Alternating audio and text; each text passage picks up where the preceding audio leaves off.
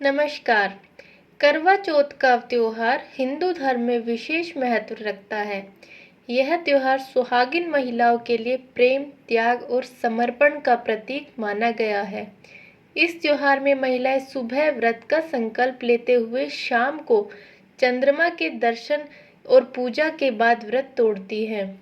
यह हर वर्ष कार्तिक माह के कृष्ण पक्ष की चतुर्थी तिथि को मनाया जाता है और उत्तर भारत में यह खास तौर से मनाया जाता है।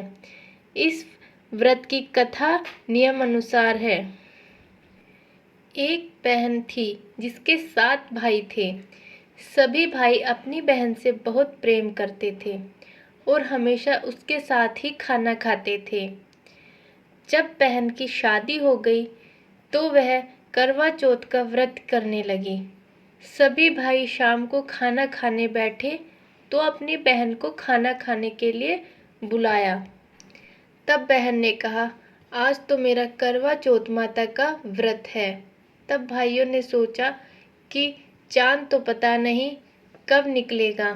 अपनी बहन को भूखी देखकर उन सब लोगों ने यह उपाय सोचा और पहाड़ पर जाकर आग जलाई और उसके आगे छलनी लगाकर चांद बना दिया और बोले कि बहन, चांद उग आया है।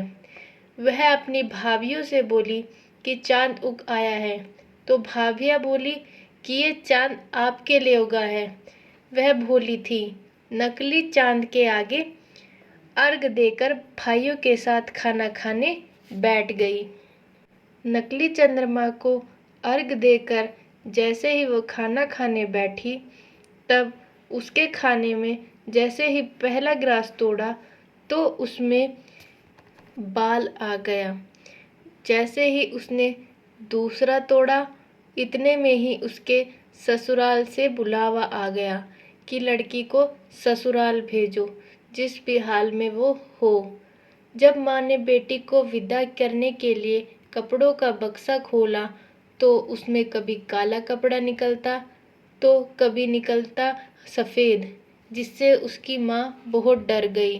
उसने अपनी बेटी को एक चांदी का सिक्का देते हुए कहा, तुझे रास्ते में जो भी मिले उसके पैर छूती जाना और उस जो सुहागन होने का आशीर्वाद दे उसे ये सिक्का दे देना और अपने पल्लू में गांठ बांध लेना।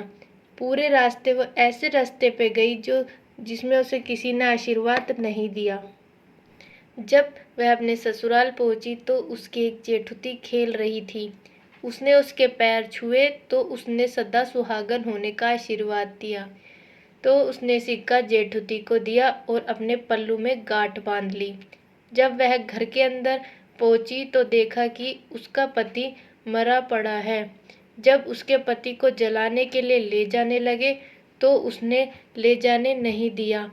तब सबने कहा कि गांव में लाश नहीं रहने देंगे, किंतु वह नहीं मानी और उसने जिद की। तब सबने कहा कि यह अपने पति को तो खा गई, अब उसकी मिट्टी भी खराब करेगी। फिर सबने सोचा कि यदि यह नहीं मान रही तो इसे एक गांव के बाहर झोपड़ी बनाकर दे देते हैं, जिसमें वो रहने लगी और वहां रहकर वह अपने पति की सेवा करने लगी। उसने वहीं झोपड़ी में रहकर अपने पति की सेवा के साथ साथ चौथ माता के व्रत करने के लिए पूजा पाठ शुरू कर दी। घर से उसे भोजन देने के लिए उसकी ननंद आने लगी, जो उसे समय से भोजन देने लगी। कुछ समय बाद माघ की चौथ आई तो उसने व्रत किया। चौथ का व्रत करते हुए जब रात को माताजी गाजती गरजती आई तो उसने माता के पैर पकड़ लिए। माता के पैर छुड़ाने के लिए बोलने पर उसने बहुत जिद की तो माताजी ने कहा, 7 भाइयों की बहन घनी भूखी, मेरे पैर छोड़। जब उसने पैर नहीं छोड़े तो माता ने कहा, मैं कुछ नहीं कर सकती, मेरे से बड़ी बैसाख की चौथ आएगी, उसके पैर पकड़ना। इसी प्रकार करते हुए भादवे की चौथ आई तो उसने कहा, कार्तिक की चौथ ही तेरे पति को जीवन दान दे सकती है। जब कार्तिक की चौथ आई तो उसने अपने पति के लिए व्रत रखा। रात को चौथ माता आई तो उसने पैर पकड़ लिए। माता बोली, 7 भाइयों की लाडली बहन, घनी भूखी घनी तिसाई, पापिन मेरे पैर छोड़। तब वह बोली, माता मेरे से भूल हो गई, मुझे माफ कर दो, मेरे पति को जीवन दान दे दो। तब माता ने उसके पैर नहीं छोड़ने पर बोली, ठीक है, जो सामान मांगू वो ला कर दे। माता ने जो जो सामान मांगा वो उसने ला कर दिया। चौथ माता ने मांग से सिंदूर लिया, आँख से काजल, चिटली अंगुली से मेहंदी निकालकर उसके पति पर छीटा तो उसका पति जीवित हो गया। माता ने उसके पति को जीवित कर दिया और सदा सुहागन होने का आशीर्वाद दिया। सुबह जब बच्चे खाना लेकर आए तो उन्होंने अपने चाचा को जीवित पाया।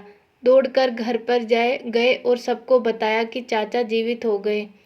अपने बेटे को जीवित देखकर सास बहू के पैर पड़ने लगी तो बहू बोली, सासू जी आप ये क्या कर रहे हैं? ये सब मैंने नहीं, चौथ माता ने किया है। हे चौथ माता, जैसे उसको सुहाग दिया वैसे ही सभी को देना।